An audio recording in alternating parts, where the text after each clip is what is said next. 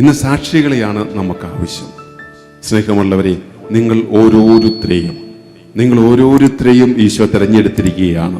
നിങ്ങൾ എനിക്ക് സാക്ഷികളാവുക, യേശുവിനെ പകർന്നു കൊടുക്കുക, യേശുവിൻ്റെ സ്നേഹം, യേശുവിൻ്റെ ജീവിതം മറ്റുള്ളവരിലേക്ക് എത്തിക്കുക.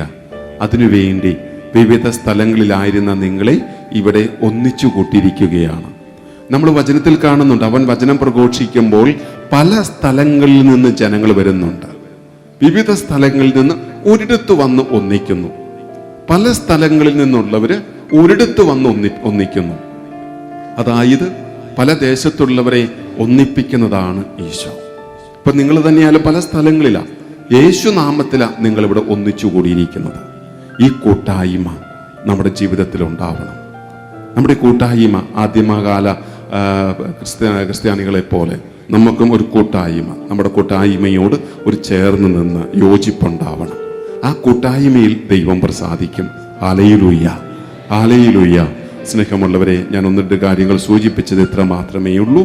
അതായത് ആദ്യം നമ്മൾ കണ്ടത്, നമ്മുടെ ഈ ധ്യാനം ദൈവത്തിൻ്റെ പദ്ധതിയാണ്. എനിക്ക് നിങ്ങളെക്കുറിച്ചൊരു പദ്ധതിയുണ്ട്. അത് നിങ്ങളുടെ നാശത്തിനല്ല, ക്ഷേമത്തിനുള്ള പദ്ധതിയാണ്. അപ്പോൾ നമ്മുടെ ഈ ധ്യാനം എന്തിനു വേണ്ടിയിട്ടുള്ളതാണ്?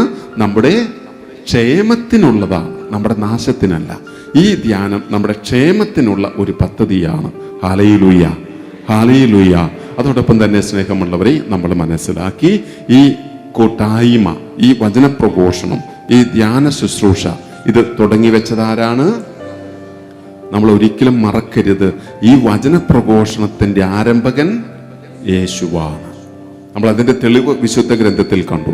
യേശു തുടങ്ങി വെച്ച ശുശ്രൂഷയാണ് വചനപ്രഘോഷണവും രോഗശാന്തി ശുശ്രൂഷയും. അല്ലെ, പല പല കൺവെൻഷനുകൾ കാണും. അപ്പോൾ ചിലപ്പോൾ നോട്ടീസ്, ബാനറുകൾ കാണും, വചനപ്രഘോഷണവും രോഗശാന്തി ശുശ്രൂഷയും.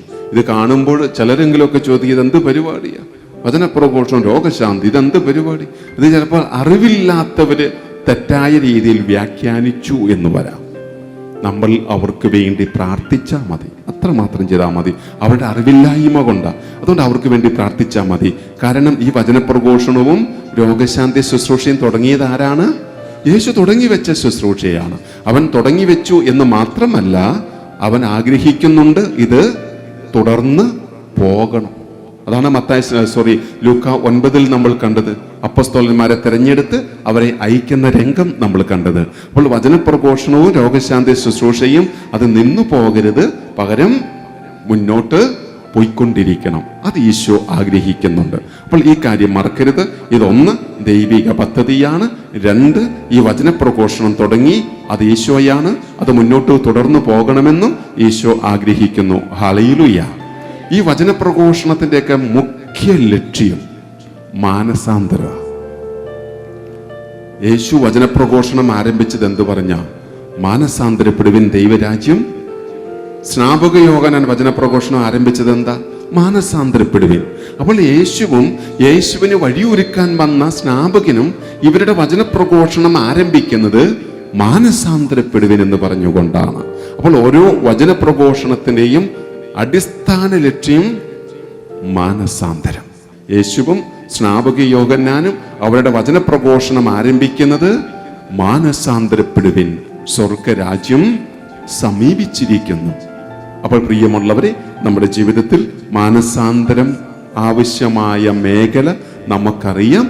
ആ മേഖലയിൽ മാനസാന്തരം വരുത്തി പ്രിയമുള്ളവരെ, നമുക്കെല്ലാവർക്കും ഒന്ന് എഴുന്നേറ്റ് നിൽക്കാം. ഒരു നിമിഷം ഒന്ന് കണ്ണുകളടച്ച് കരങ്ങൾ ഹൃദയത്തോട് ചേർത്തേ. എല്ലാവരും കണ്ണുകളടച്ച് കരങ്ങൾ ഹൃദയത്തോട് ചേർക്കുക. യേശു വചനം പ്രഘോഷിക്കുമ്പോൾ അവന്റെ സന്നദ്ധിയിലേക്ക് വന്നത് രോഗികളായിട്ടുള്ളവര്, അവശരായിട്ടുള്ളവര്, പിശാചുബാധിതർ, അപസ്മാര രോഗികൾ, അങ്ങനെ നിരവധി വേദനകൾ, നൊമ്പരങ്ങൾ ഉള്ള വ്യക്തികളാണ് യേശു സന്നദ്ധിയിലേക്ക് വരുന്നത്. അവൻ അവരെ എല്ലാം സുഖപ്പെടുത്തുകയാണ്. യേശു തുടങ്ങി വെച്ച ആ വചനപ്രഘോഷണത്തിൽ പങ്കെടുക്കാൻ ഞാനും വന്നിരിക്കുകയാണ്. എനിക്കും സൗഖ്യം വേണം, എനിക്കും രക്ഷ വേണം, യേശു വചനം പ്രഘോഷിക്കുമ്പോൾ അവനിൽ നിന്ന് ശക്തി പുറപ്പെട്ട അനേകരെ സുഖപ്പെടുത്തി. യേശുവേ, ആ ശക്തി എന്നിലേക്ക് ഒഴുകട്ടെ. യേശുവേ, നിന്റെ അഭിഷേകം അതെന്നിലേക്ക് ഒഴുകട്ടെ. എൻ്റെ വേദന, രോഗം, എൻ്റെ ദുശീലം, ദൈവമേ, നിന്റെ അഭിഷേകം, നിന്റെ ആ ശക്തി എന്നിലേക്ക് ഒഴുക്കണമേ എന്ന് പ്രാർത്ഥിക്കാം. നമുക്ക് കണ്ണുകളടച്ച് കരങ്ങൾ ശിരസിൽ തലയിൽ വയ്ക്കാം. കണ്ണുകളടച്ച് കരങ്ങൾ ശിരസിൽ തലയിൽ വയ്ക്കുക. ഏതെങ്കിലും രോഗപീഠകളുണ്ടെങ്കിൽ അത് മനസ്സിൽ ഓർക്കുക. ദൈവമേ, ഈ രോഗപീഠയിൽ നിന്ന് എന്നെ മോചിപ്പിക്കണമേ. വലിയ അഭിഷേകം കൊണ്ട് എന്നെ നിറയ്ക്കണമേ. നിന്റെ പരിശുദ്ധാത്മ കൃപ കൊണ്ട് എന്നെ നിറയ്ക്കണമേ. എന്നെ ശക്തിപ്പെടുത്തണമേ. നിന്റെ സാക്ഷിയാക്കി എന്നെ രൂപാന്തരപ്പെടുത്തണമേ. എന്നിലുള്ള വേദന, നൊമ്പരം, അസ്വസ്ഥത, എൻ്റെ ദുശീലങ്ങൾ എല്ലാം നീ ഏറ്റെടുത്ത് എന്നെ ഒരു പുതു സൃഷ്ടിയാക്കി മാറ്റണേ എന്ന് പ്രാർത്ഥിച്ച് നമുക്ക് സ്തുതിച്ച് പ്രാർത്ഥിക്കാം. കരങ്ങൾ ശിരസിൽ തന്നെ വെച്ച് എല്ലാവരും സ്തുതിച്ച് പ്രാർത്ഥിക്കട്ടെ. ഹല്ലേലൂയ. യേശുവേ, മക്കളിലേക്ക് അഭിഷേകം ഒഴുകട്ടെ, കൃപയൊഴുകട്ടെ. അനുഗ്രഹിക്കണമേ, വിശുദ്ധീകരിക്കണമേ. സൗഖ്യം പ്രാപിക്കട്ടെ. ബന്ധനങ്ങൾ, കെട്ടുകൾ അഴിയട്ടെ. രോഗികൾ സൗഖ്യം പ്രാപിക്കട്ടെ. അസ്വസ്ഥത, നിരാശ, ഭയങ്ങൾ മാറട്ടെ. കരുണ വർഷിക്കണേ. ഹല്ലേലൂയ, ഹല്ലേലൂയ, ഹല്ലേലൂയ, ഹല്ലേലൂയ. യേശുവേ സ്തോത്രം, യേശുവേ നന്ദി. ഹല്ലേലൂയ, ഹല്ലേലൂയ. നമുക്ക് കരങ്ങളെടുക്കാം. ഹല്ലേലൂയ.